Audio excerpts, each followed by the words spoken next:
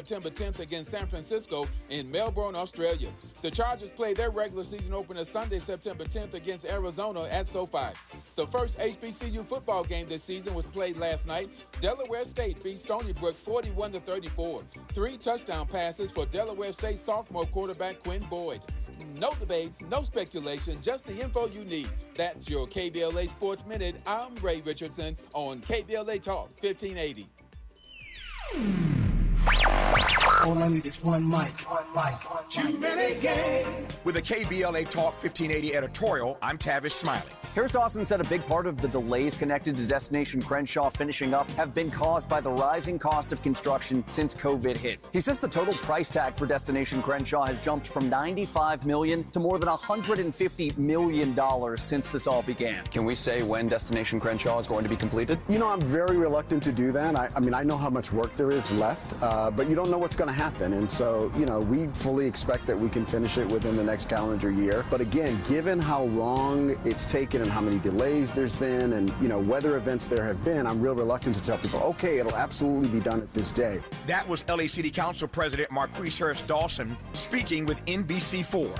If there is one thing we understand here in South Los Angeles, it is the art of the pivot. But what you just heard from Marquise Harris Dawson regarding the stalled promise of Destination Crenshaw isn't just a pivot, it's an Olympic-level backflip into pure excuse-making.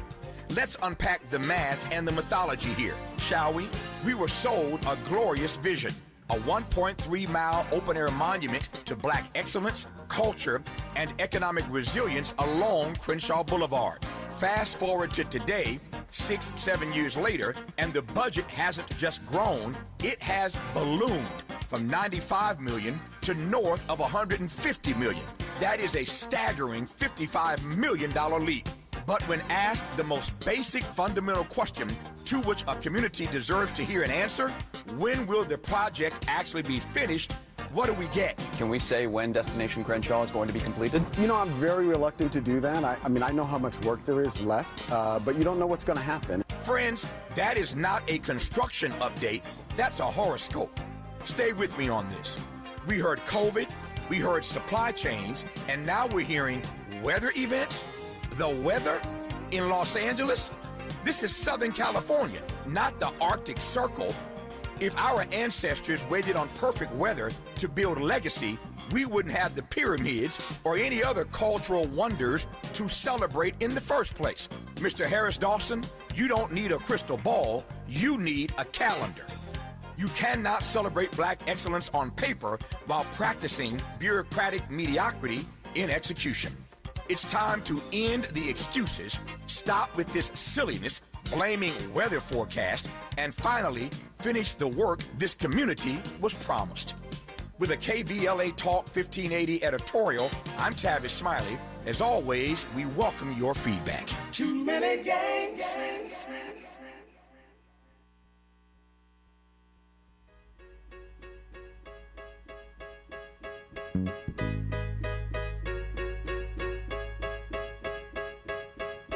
I need a dollar, dollar, dollar, that's what I need. Hey, hey. Well, I need a dollar, dollar, dollar, that's what I need. Hey, hey. Said I need a dollar, dollar, dollar, that's what I need. And if I share with you my story, would you share your dollar with me?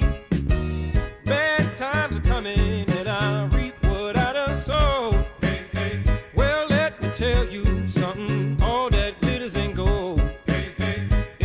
Long old troublesome road, and I'm looking for somebody come and help me carry this load. I need a dollar, dollar, dollar, that's what I need. Hey, hey. Well, I need KBLA Talk 1580. It's time for Freedmen Friday. We are talking reparations. A dollar or a couple trillion would do it. And we are tracking this every single week for the past 2+ years. And we are delighted today to have joining us a leading scholar on the issue. He's the author of Radical Reparations, Healing the Soul of a Nation. He is a highly regarded author, professor, humanitarian, and a keynote lecturer, consultant, scholar, researcher. He's got a global reputation as an inspiring voice in his many areas of expertise. Dr. Marcus Anthony Hunter, welcome. Peace and Grand Rising, Dominique. How you been? I'm blessed. How are you? I am the same thing. Blessed in the city, blessed in the field. I'm gonna leave it there. The blessings are everywhere. And when it comes to reparations, the blessing to me has been the fact that the progress, the momentum, and the adamant call for reparations has not decreased, even under not just this current administration, which has made it very clear that they do not support reparations, but under a growing authoritarian, fascist backlash of anti-blackness that is not just in the United States, but worldwide. Absolutely. I would emphasize what you're saying to say part of what we're seeing across the country and the world, for that matter, if we think about Ghana coming to the United Nations earlier this year, that in many ways the current administration has helped hone and sharpen that demand, has helped to internationalize that demand. And also, we have heard the word reparations used even by President Trump. It's just been in reference to what he believes Iran owes the United States for the war there. And we've also heard Iran say reparations are part of their demand package for peace around the Strait of Hormuz. So we've heard it. And then we also heard it again around the anti-weaponization fund for insurrectionists, potentially. So we've been hearing it. And I think one of the things that is super important is that in hearing it in this regime, what we seem to get is that everybody understands reparations when they believe they are the injured party. The true moral test is whether we can recognize somebody else's injury with the same clarity. And so that's part of, I think, where we see folks in the movement pushing, is for everyone to understand and recognize that the injury that African Americans have been enduring deserves the same clarity and response as all of these other forms.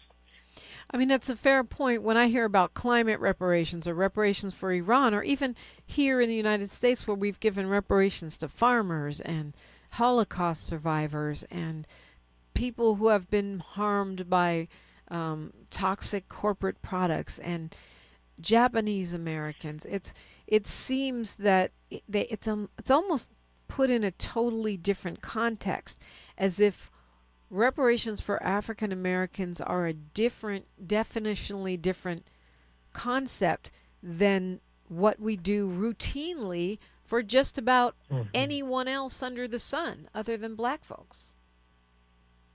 Absolutely. It's a exactly accurate and right point. And I think part of what I've seen happen, and we've talked about this before, is in 2022, Pew did a poll where 77% of Black Americans responded positively or in favor of reparations broadly defined. They didn't drill down into the forms, but just on the topic.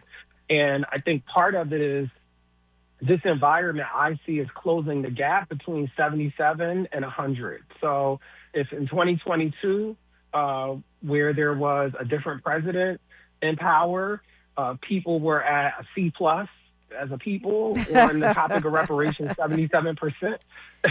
Sometimes these kind of environments help us get to A+, because one of the things I think is important for folks to understand is that one of the largest impediments to reparations for slavery in America is the actual victim class itself, the class of people who would do that. There is 77% agreement sometimes. And so if we're only at C+, we can't be expecting everybody else to be in A range. We have to get ourselves there. And a lot of what we've been seeing in the news has really been expediting people into that awareness, so that I think by the time we get closer to even the midterm, which is coming up, maybe that is no longer 77% and more 85% or 88%.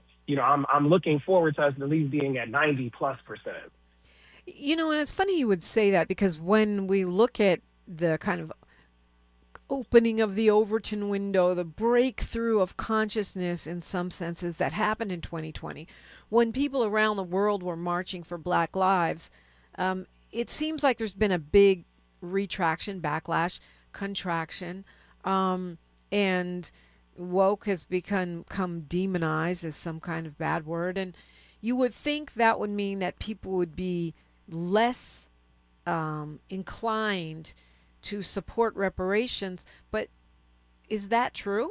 Is that what's happening? Or because it sounds like what you're tracking is an increase in the support and understanding of what reparations are and why they're owed. Yeah, I think this is, first of all, shout out to you and what you've been doing for over 2 years on every Friday, is taking the time and setting aside the time to really dive in and dig into this topic so that listeners can get a sense of what the current state of affairs is, the current state of play. And those actions are really radical because part of what we know is the more people are educated about it across racial and demographic spectrums, the more they seem to become less resistant to the idea of it being possible. And so I think part of what's happening, one, is that backlash is not always evidence that a movement is losing. Sometimes the backlash is evidence that the idea has finally become powerful enough to threaten the status quo. So I see some of the backlashes because it really is gaining traction. You know, the attack and the threats against Evanston is another example. Many people in the country may not even know where Evanston is. The Department of Justice seems to, and is going after, this suburb of Chicago that is attempting to do the righteous work of doing reparative justice around the issue of housing inequity. And so part of what we see is that clearly has to be working because the DOJ has taken its time to drill down on a very small suburb that is doing an initiative in this area. I think the other thing, too, is when we hear reparations come up from, people in the current administration and regime, it's usually a reference to white grievances, in reference to criminals who were indicted for insurrecting and how they feel put upon by getting indicted and getting arrested, in terms of war, where unauthorized war has been going on for over 6 months. And we hear the people who are on the other side of it saying, the only way we're getting to peace is if you repair us for what you have done. So we're seeing the language out there, and we're also seeing the initiatives across the country, and we're seeing the backlash happen, except the backlash only seems to be confirming that we're onto something, that there really is traction. I mean, even the claim that there's a genocide going on among Afrikaners, the post-apartheid South Africa, seems to affirm this idea that reparations is due for white grievance only, but not for black people. But to your point, and I never looked at it this way, it does still keep the concept of reparations top of mind for people, even if they want to deny it to us. Absolutely. It's like one of those things where if we think about, I was teaching in my class last night, the 48 Laws of Power. And law number 6 is around, effectively you hear in show business where they say there's no such thing as bad coverage, know. So in this particular case, you rather people be talking about it and for the word to continue to be in the popular imagination and on people's tongues than for it to not be spoken about at all. Now, of course, there's always the problem of confusion that can happen, except I think what happens with this case is when we hear, reparations for Afrikaners, so immigrants in another country, or we hear reparations for a war that Congress has not authorized, we hear reparations for insurrectionists. What I have found from regular black folks is they're like, wait a minute, so they're getting money before us? They're getting their reparations before us? This can't keep happening. So it's also bringing people to that waking up. So rather than being woke, people are awakening to the reality that we keep getting bypassed. And also, as long as we are not all united about this, it's easy to continue to bypass us. Dr. Marcus Anthony Hunter is my guest. It's a Freedmen Friday. That's a comprehensive reparations conversation every single Friday, second hour of my show on KBLA Talk 1580. She's reclaiming her time on KBLA Talk 1580. More First Things First with Dominique DiPrima when we come forward. Just in case you missed our Procrastination Crenshaw Town Hall.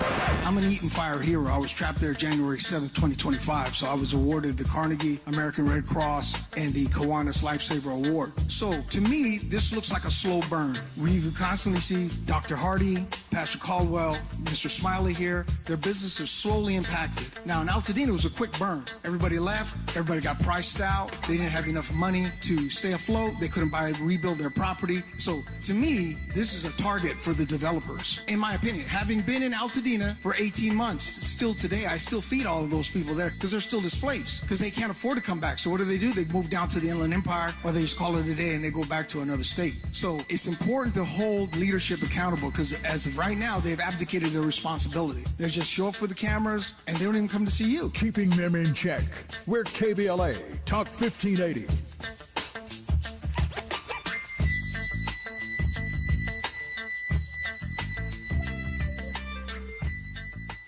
The KBLA 1580 app puts the realest conversations right in your pocket. Stream live wherever you are in the world. No static.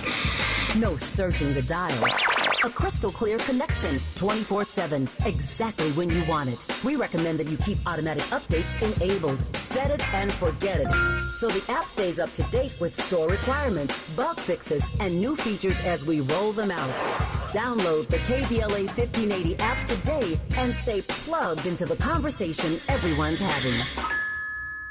Is reviewing life insurance on your to-do list? Now's the perfect time to add it. A friend recently told me that securing life insurance sooner rather than later can help you lock in lower rates for years to come. So I bumped this up on my list and got it done. I called SelectQuote and couldn't believe how easy and affordable life insurance is. I'm 40 and got a $500,000 policy for $16 a month. My husband's also 40 and his $500,000 policy was only $18 a month. Plus, with SelectQuote's same-day coverage, there was no medical exam required, and we were covered by the time we hung up. Knowing I have this checked off my list feels amazing, but the peace of mind knowing my family is protected feels even better. Call SelectQuote at 1-800-729-7070. That's 1-800-729-7070. Or go to SelectQuote.com to get your free quote today. That's 1-800-729-7070. Details on example rate at SelectQuote.com.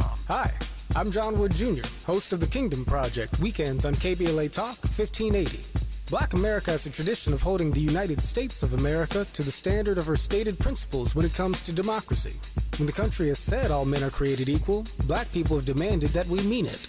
In the long history of holding America accountable to the promise of her ideals, no name looms larger than Dr. Martin Luther King Jr. With this faith, we will be able to work together, to pray together, to struggle together, to go to jail together, to stand up for freedom together, knowing that we will be free one day. But as the country has drifted from the ideals of Dr. King, do black people have a special obligation to revive Dr. King's philosophy? Furthermore, does the black church have a responsibility to renew the moral leadership of America and reacquaint the nation with the gospel principles that inform Dr. King's philosophy? Tune in Sundays at 9 a.m. Pacific as I make the case for the revival of the philosophy of Dr. Martin Luther King Jr. and the moral leadership of the black church, only on KBLA Talk 1580. The conversation continues right now with Dominique DiPrima on First Things First. Talking with Dr. Marcus Anthony Hunter, the author of Radical Reparations, Healing a Nation. Talking reparations like we do every single Friday. And this weekend, on Sunday, folks in cities around the country and even in London are having rallies to commemorate the Durban conference, the Durban Conference on Racism. I guess it's been 25 years now. And people are rallying for reparations in New York, New Jersey, Detroit, Chicago, D.C., Maryland, Virginia, Greenville, South Carolina, Kansas City, Missouri, St. Louis, and London, England. Why is the Durban Conference something that we reference? Why is this something that folks are still talking about and rallying about 25 years later, Doctor? The Durban Declaration states that slavery and the slave trade are crimes against humanity and acknowledges that colonialism led to racism and related harms. But it didn't establish a binding global reparations program. So it has the beginnings, it isn't necessarily a full. What I will offer here is that Durban matters because in 2001, the world formally named slavery and the European slave trade among the greatest crimes against humanity. It helped move reparations from a primarily national Black political demand into an international human rights framework. And Black American reparations advocates were central to pushing that conversation. Durban helped internationalize what descendants have been saying for generations. Slavery was not simply an unfortunate chapter of history. It was an organized system of extraction whose consequences demand repair. So when we see Ghana and other nations advancing the reparations conversation at the UN today, that did not appear from nowhere. Durban is a part of that genealogy. It is the DNA of international reparative justice. And the movement has been building an international language of repair for decades. And of course, that was a conference that took place in Durban, South Africa. It was an international conference. And if I remember correctly, because believe it or not, I was on the microphone back then, the U.S. Resisted and did not send a delegation, much like what happened with a recent UN action and the U.S. resistance to recognizing the harms of slavery or the repair from enslavement, Jim Crow, and subsequent harms. Yeah, that's a very important part of the story that, as you just noted, often gets flattened. The United States resistance to Durban was not solely about reparations. The Bush administration objected strongly to language and activity regarded as anti-Semitic and unfairly targeted at Israel. And Secretary of State Colin Powell ultimately withdrew the U.S. delegation in September 2001 on those grounds. We have to be precise about Durban. America ultimately walked away amid legitimate controversy. But underneath that controversy was another disagreement that had not been present before the conference even began. The United States did not want an international process converting slavery from something to be regretted into something requiring material repair. So there is an enormous moral distance between saying we regret what happened and saying we have an obligation to repair what happened. Right. Durban forced America to confront that distance.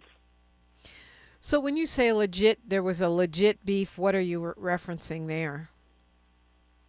Yeah, what I'm saying is that at the time, what the United States government was camping out in, which we see now at a very extreme pace, which is this relationship between the state of Israel and American international diplomacy. Right. And so at the time, they were camping out in the idea that it was there were people who were a part of it that were targeting Israel and that they didn't want to participate in something that they were going to then regard as anti-Semitic. So they used that as a way, as a hedge to get out of having to participate, which in many ways, if we fast forward to what just happened with Ghana at the UN earlier this year, America, along with other nations Israel, two others, right, Israel and Argentina. Exactly. Opted out of, the agreement and the acknowledgement, that this slavery is the greatest crime against humanity, all of the things that we heard reported. And so we see that pattern come back, so part of what I appreciate just in your awesome history is to say that we see a repeated pattern happening again. So 2001, then we're in 2026. So 25 years later, that same hand is being played as a way to get out of being in a conversation where you admit not only that you regret the gravest crime against humanity, but also that you're prepared to do the material work to repair it. Right. 25 years ago this year, the UN World Conference Against Racism was something that the U.S. opted out of. What you're referring to this year was the UN, spurred by Ghana, putting forth a resolution that said that the enslavement of our ancestors was the gravest crime against humanity. So that's even a step further than Durban, right? Durban said it was one of the worst things. This is saying this is the gravest crime against humanity, and made a statement specifically in support of reparations. To your point about moving from regret to material rebuilding and repair. And again, the U.S. doesn't support this, and Israel doesn't support this, and Argentina, which now wants to sell us their nasty beef, doesn't support this. But it seems like, even though it's a deja vu type situation, in fact, we have seen a lot of progress. DurbanReparations.org says in their statement that in the 25 years since Durban, no former colonizing state has undertaken a national program of repair. That plus these two incidents could make it seem like nothing's happening, but yet from covering this for the past 2+ years, and actually going all the way back to the 90s intermittently, it seems like we've made a ton of progress. Absolutely. I mean, the fact that we're able to reflect on Durban, is a form of progress. The fact that it still remains relevant, and then we saw the Ghanaian president take it a step further. And also, to your point, when we're thinking about America, for those who are listening, we're not just talking about Republican or conservative leadership. It also has been the case with progressive or Democratic leadership. So, for example, when the Obama administration considered participating in the 2009 Durban Review Conference, it said an acceptable agreement should, quote, not go further, end quote, on slavery reparations than the original Durban Declaration. So we started that conversation by talking about the Bush administration. And then 8 years later, when it's the Obama administration, they too do not want to go further into that conversation beyond regretting that slavery happened, and instead talking from a place that requires material repair. And what's been important so far is that the people across the world, and especially in the United States, have been very clear about the idea that regret is not repair, and that repair is important and repair is due. Yeah, it's well said. I mean, if I crash your car and then I say sorry and keep it pushing, but I do not cover the cost of you going to the body shop and whatever else happened, or if I totaled it, getting you a new car, then that doesn't fix the problem. I mean, I'm glad that you're sorry. Now what? I think that's where we are in many cases, as the state of California has apologized. Some other states, municipalities have apologized. We've even had some semblance of a national apology. But where do we go from here? We'll talk about that and more with Dr. Marcus Anthony Hunter. I'm Dominique DiPrima, and this is Freedmen Friday on KBLA Talk 1580. Thanks for starting your morning off with a voice that speaks truth to power and the powerless, getting to the heart of what matters most in our community. This is where authentic conversation meets real action. From breaking news and politics to culture and community solutions, this is where you hear perspectives you won't hear anywhere else. This is where we come together, get informed, and make change happen. You're inside First Things First with Dominique DiPrima on KBLA Talk 1580. Good morning, sunshine. You make my day. I'm Mike Island with BIN News Now. Jury deliberations will continue today in the Lindsay Clancy triple murder trial in Massachusetts. Clancy admits to strangling her 3 young children in 2023, but pleaded not guilty in 3 counts of first-degree murder. An ICE officer at the center of an extradition fight has been released from a Texas jail. Democratic officials in Minnesota lost an extradition battle with Republican officials in Texas over Officer Christian Castro, who was charged after shooting and wounding a Venezuelan immigrant in January. It's unknown at this time if Castro will have to eventually appear in court to answer those charges. General Mills has removed artificial colors from all of its cereals. According to the company, the move means that brands including Lucky Charms and Trix are now made and available without synthetic color additives. I'm Mike Island. Get BIN News Now on demand 24/7 on the free iHeartRadio app. Think It Up is an initiative to activate student-powered, teacher-led learning projects. Students and teachers, how can you spark great learning experiences in your classrooms today? Join at thinkitup.org. Is this the This is the KBLA Sports Minute with Ray Richardson. I'm a bad man. The Dodgers were swept in their three-game series in Atlanta. They lost 1-0 Thursday night. The Dodgers lost all three games by 1 run. 37-year-old Chris Sale pitched a complete game for Atlanta. He struck out 11 and allowed only 5 hits. The Dodgers lead Atlanta now by only 1 game for the number 2 seed in the National League playoffs. The Dodgers need to hold on to the number 2 seed to ensure a first-round bye in the playoffs. The Rams capped a 3-0 preseason with a 20-18 win over the Chargers at SoFi Stadium in Inglewood. The Rams opened the regular season Thursday night, September 10th against San Francisco in Melbourne, Australia. The Chargers play their regular season opener Sunday, September 10th against Arizona at SoFi. The first HBCU football game this season was played last night. Delaware State beat Stony Brook 41-34. 3 touchdown passes for Delaware State sophomore quarterback Quinn Boyd. No debates, no speculation, just the info you need. That's your KBLA Sports Minute. I'm Ray Richardson on KBLA Talk 1580. You can't fix what you won't face. And we face it every day. This is KBLA Talk 1580. Noise in here this evening. And close the door because we gonna party in here all night tonight. The choice is yours. They're all coming to one stage, one day, one event. Are you ready? It's the California Voices Town Hall and Ballot Forum, Saturday, October 3rd. Look who's talking. Javier Becerra and Steve Hilton, Karen Bass and Nithya Raman, Robert Luna and Alex Villanueva, City Attorney candidates John McKinney and Marissa Roy, plus Lieutenant Governor Eleni Kolinakis, Attorney General Rob Bonta, Secretary of State Dr. Shirley Weber, State Controller Malia Cohen, and other candidates running for statewide office, all discussing the issues that matter most to you. The choice is yours. You can get with this or you can get with that. You can get with this or you can get with that. Plus, a full breakdown of all the ballot propositions. This is the event where California decides. One day, all the voices, our stage turns every 20 minutes. Yeah, that's what I'm talking about. And you can't beat that with a bat.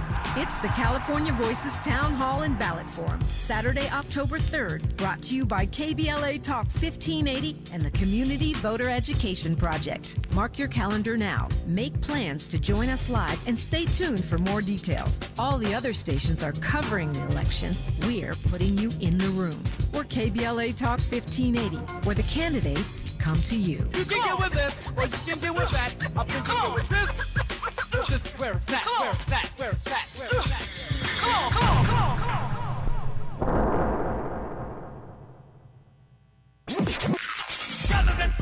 In a world full of noise, one station keeps it real. KBLA Talk 1580, where the conversation goes deeper, the voices sound like yours, and the issues that matter most to our community take center stage. Progressive, powerful, unapologetically us. Whether you're driving through the city or tuning in from your home or office, join the public square. KBLA Talk 1580, your home for talk that enlightens, encourages, and empowers. Listen live on our free KBLA 1580 app, on our website at KBLA1580.com, or on your radio dial at 1580 AM. Unapologetically progressive.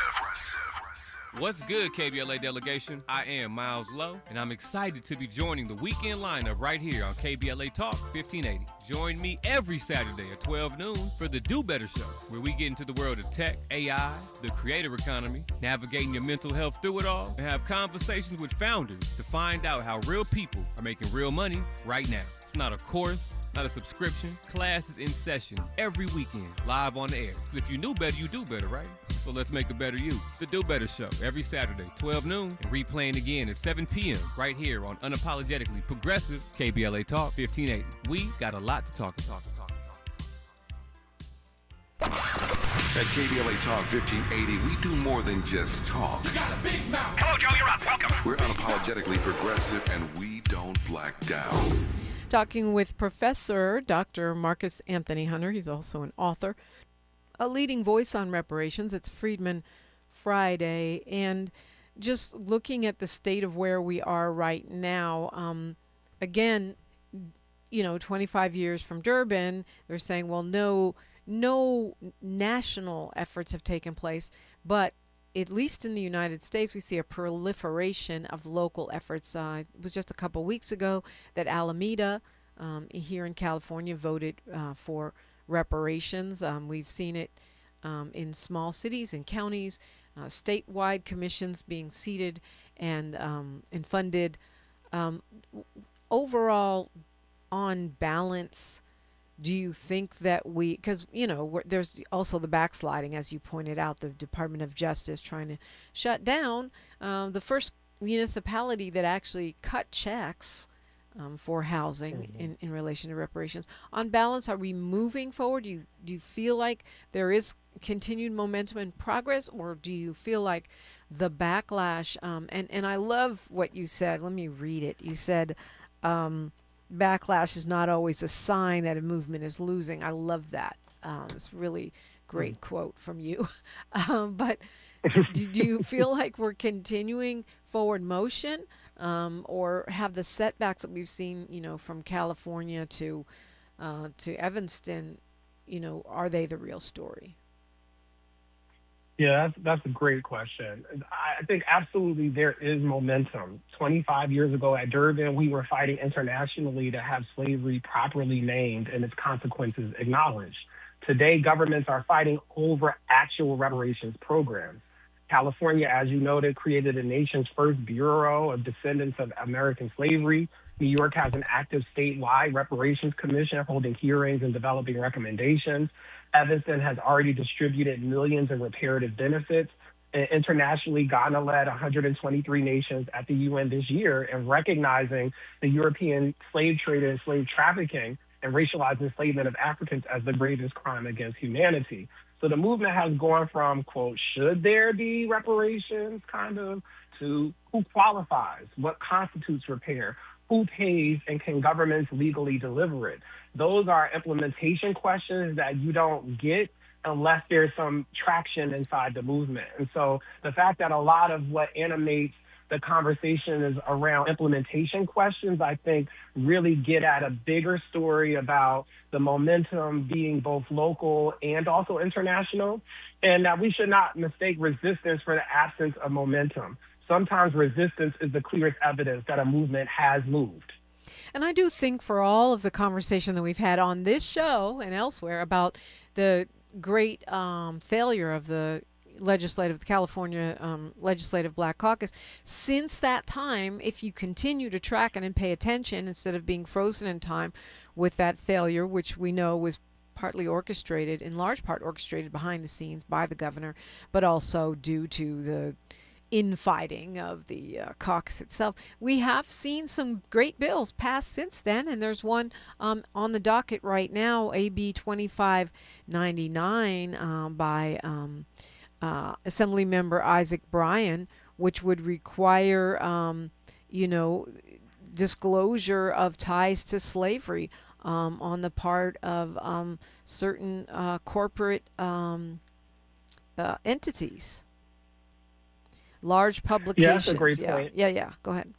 Yeah, that's a great point. And shout out to my Assembly member, Isaac Bryan, because he has been really good at keeping the heat on and keeping the policies coming. One of the things that we know from the California Commission is that it was really modeled off of the HR 40 design at the federal level. And so the idea of HR 40 is to develop and create proposals.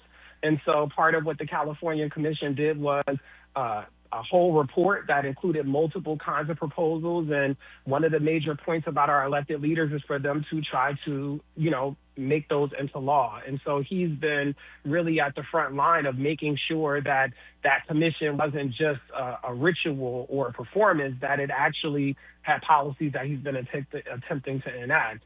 And as you mentioned, AB 2599, the Truth and Disclosure Act, will require large corporations doing business in California to disclose under oath whether they or a predecessor company participated in or profited from slavery-era transactions. Those disclosures will become part of a public and publicly searchable state database, and the legislature has now passed it. And so part of what I think we're wondering is one, about that connection to repair.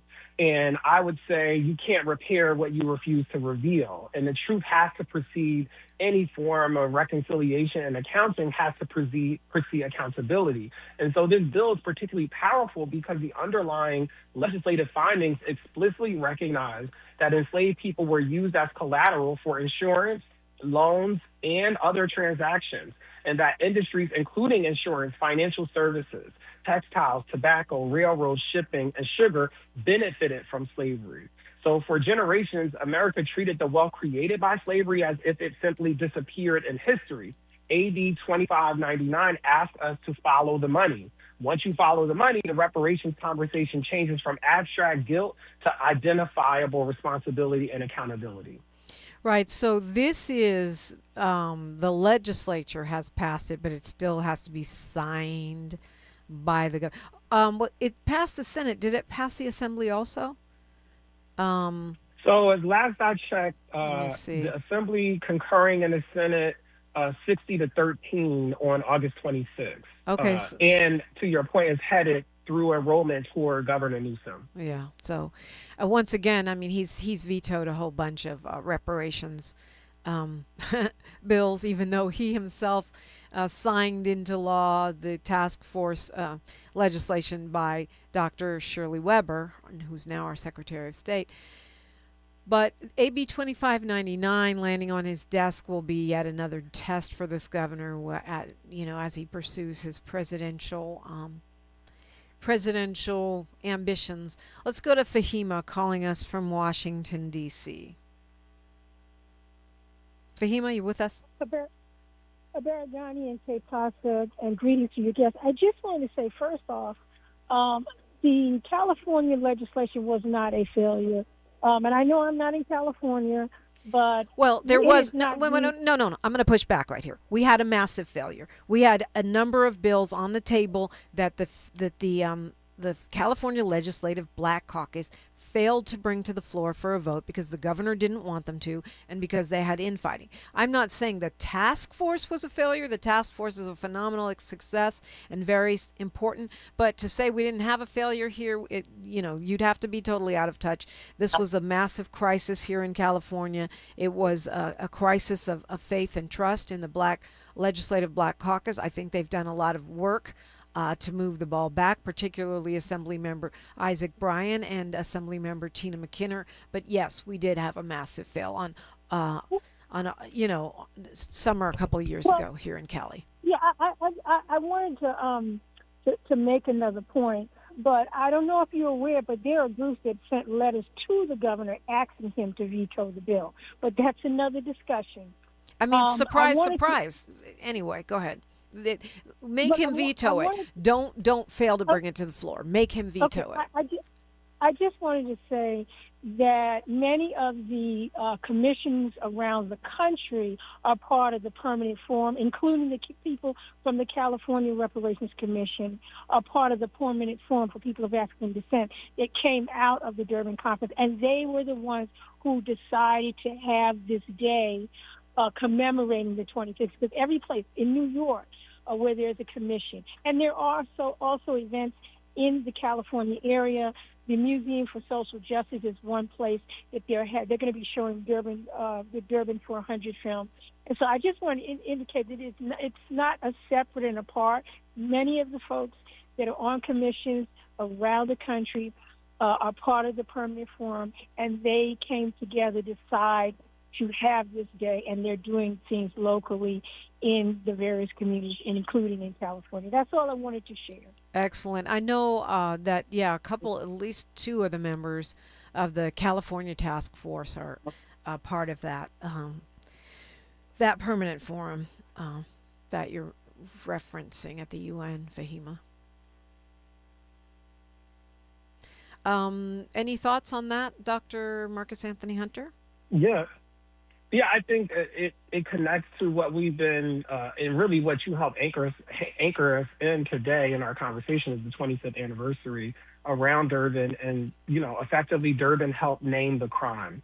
The UN is helping establish the global moral framework, and legislation like AB 2599 begins building the receipts that's what momentum looks like. And more in particular, as a part of the leadership team for the country's largest reparations network, Why We Can't Wait network, what we did in earlier this year and will be continuing to do is a open display and activation that is called We Kept the Receipts.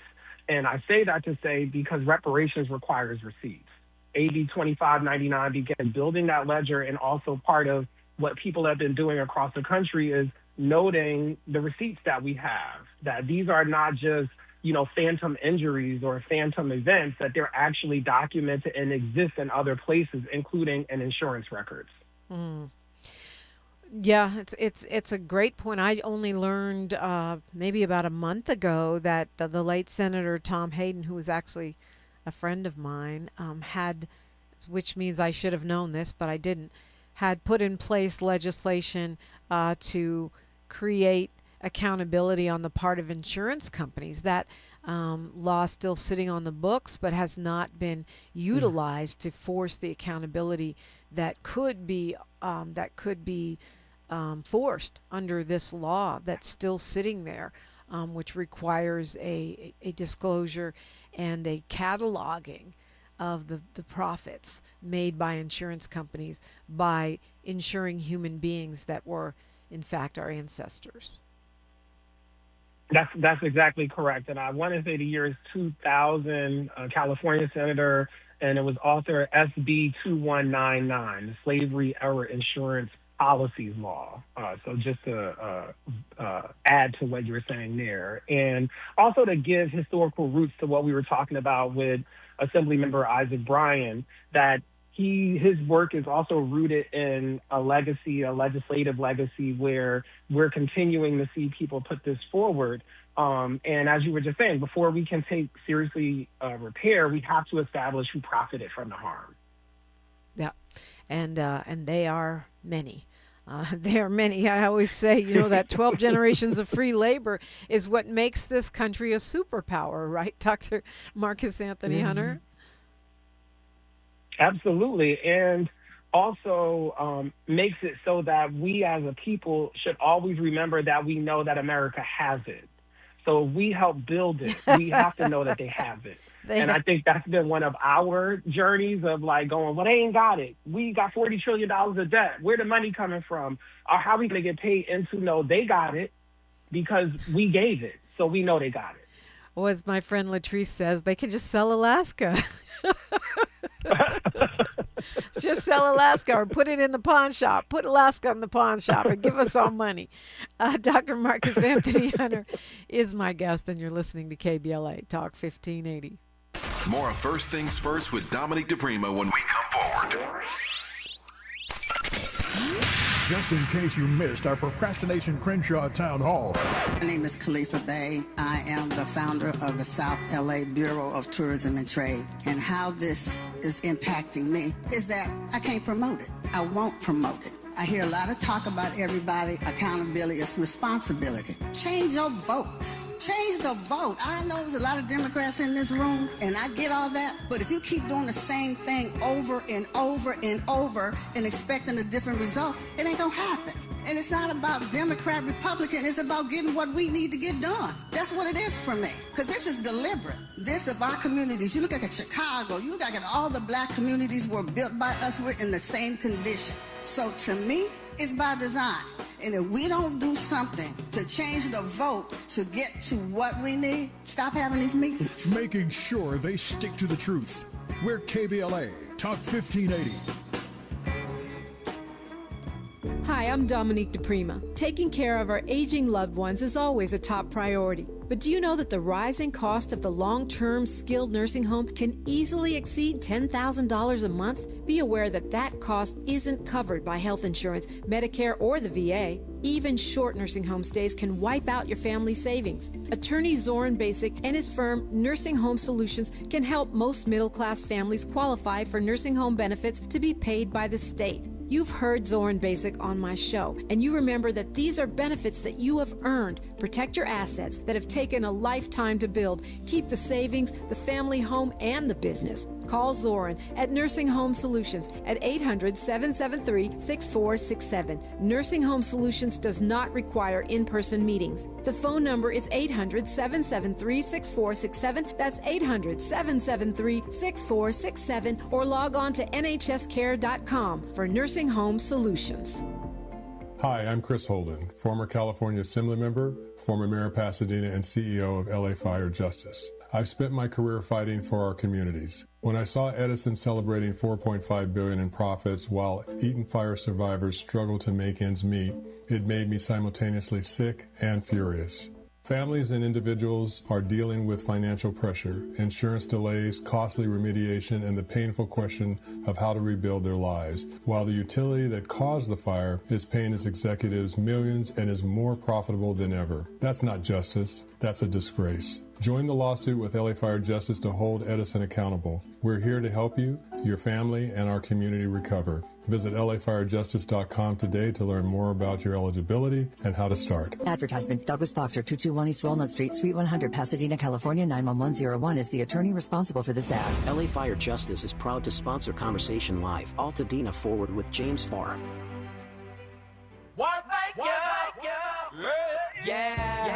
The California Crusader newspaper would like to thank all of our subscribers for their support throughout the years, proudly serving the South Los Angeles and South Bay areas for more than 40 years. The California Crusader is a multicultural, black-owned, adjudicated newspaper that focuses on providing newsworthy information to the people in our community. We're constantly looking for ways to assist businesses in our community to connect with our subscribers. We provide low-cost, effective ways to promote your business with our reasonable and affordable advertising rates. You can participate by suggesting, sharing, and submitting your stories on the California Crusader newspaper Community Share Facebook group page, or visit our website at cal-cruise-news.com. That's calcruisenews.com. Then click on the Submit Now button located on the top right corner of the homepage, or text CCN to 42828. Again, text CCN to 42828. The California Crusader newspaper, working together to build a better community for our future. Subscribe today.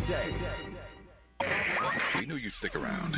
This is LA's home for progressive talk radio.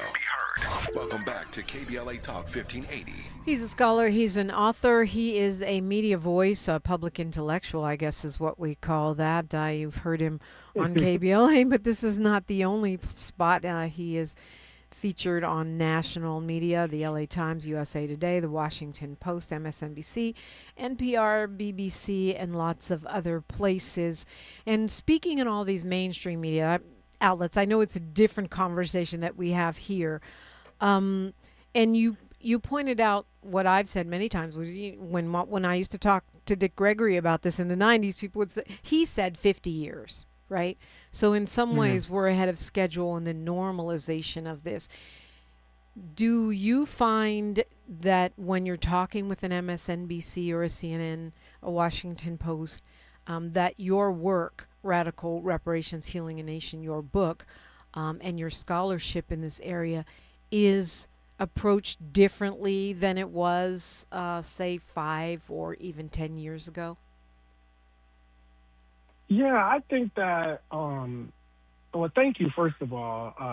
I think when I experienced the different forums for this conversation, I would say just in the time since the book was first released in 2024, I've seen a shift. I was able to participate, for example, in Black Books Matter Festival that Mahogany Books has out in the DMV area. And it's a day-long festival where it's all Black books and Black authors. I was at a table in a tent the whole day from 11 to 4, and I came with like 130 books, and, you know, we sold them all. Wow. And I say that to say, people just came over and they were like, this is a book about reparations, you know, tell me about it. And one of the first things that people always seem to appreciate, no matter what their background is that book is written as creative nonfiction. So you're not having to have a degree, you know, or do homework before you open it, because it's just stories, you know, that help us see worlds where some form of reparations has happened. And I've received from a lot of readers and also journalists that shift in the writing approach and the kind of story form has really helped open up for them, some of the blockages that they had. Because a lot of times when we're talking about reparations, it's a not now, never proposition, versus if you're able to engage with material that has forms of it already happening, that you get to kind of see a world where reparations is happening and also get to gather for yourself what kind of world you want to live in where reparations is happening. And so I think one of the main things, especially 25 years ago, since we've been talking a lot about Durban, is we were fighting at Durban simply to get the world to name the crime. 26 years ago, Tom Hayden was asking insurance companies to disclose their slavery era profits. Today, Isaac Bryan is expanding that demand for corporate accountability. Cities and states are debating actual reparations programs. Ghana is pushing the issue globally. That is movement. Our ancestors taught us not to confuse yet with never. 50 years may be a long time to wait for justice, but it's not too long to build a movement capable of delivering it. And so I say that as a context to say, when I find myself in different places, I think, one, as you know, I'm an optimist and I'm super positive on reparations happening in our lifetime. And I'm super sure that we've been chosen to be the generation that bears witness to that impossibility become possible. And so I carry that wherever I go. So when people engage with me, they're talking to someone who sees only it as happening. And I see all of the opportunities I get to be in any kind of media form as an example of it happening, because we're talking about it. And I'm getting space to, again, talk about it, to expand on it, and also to learn as I'm learning from you as we talk today. Well, it's a beautiful perspective. I love that about your book too. It's because it's nonfiction. It goes into sparking our imagination of freedom dreaming about reparations. Yeah. And I love that about it. It is the 63rd anniversary of the March on Washington today. Thousands of people are actually marching on Washington today to call for voting rights, which is part of what's making it feel like we're going backwards, is what's happening with the rescinding of rights. But I feel like the fact that on some fronts they're moving backwards, and yet we continue to push forward in the field of reparations. I feel like that parallel universe is one of the things that gives me hope and inspiration. Absolutely. As we say in KBLA, as we come forward, we going forward, not backward. And when we fight, we win, for sure. Dr. Marcus Anthony Hunter, tell us how to track you, your work, your thoughts. Absolutely. You can find me anywhere, Marcus Anthony Hunter. I have www.marcusanthonyhunter.com. You can find me on the UCLA website. You can also find me in the IG streets, Marcus Anthony Hunter. Anywhere you can Google Marcus Anthony Hunter, it will probably give you other ways of access that I have no idea about. So, yeah. That's scary. Dr. Marcus Anthony Hunter, thank you so much for being with us on this Freedmen Friday. You already know. And we've got more. You know how we like to do a little grab bag for you on Fridays. It's a beautiful thing. Delzino Wilson de Briano is joining us next live in the studio. You're listening to KBLA Talk 1580. KBLA 1580 Santa Monica. I'm Mike Island with BIN News Now. Jury deliberations will continue today in the Lindsay Clancy triple murder trial in Massachusetts. Clancy admits to strangling her 3 young children in 2023, but pleaded not guilty in 3 counts of first-degree murder. An ICE officer at the center of an extradition fight has been released from a Texas jail. Democratic officials in Minnesota lost an extradition battle with Republican officials in Texas over Officer Christian Castro, who was charged after shooting and wounding a Venezuelan immigrant in January. It's unknown at this time if Castro will have to eventually appear in court to answer those charges. General Mills has removed artificial colors from all of its cereals. According to the company, the move means that brands including Lucky Charms and Trix are now made and available without synthetic color additives. I'm Mike Island. Get BIN News Now on demand 24/7 on the free iHeartRadio app. Think It Up is an initiative to activate student-powered, teacher-led learning projects. Students and teachers, how can you spark great learning experiences in your classrooms today? Join at thinkitup.org.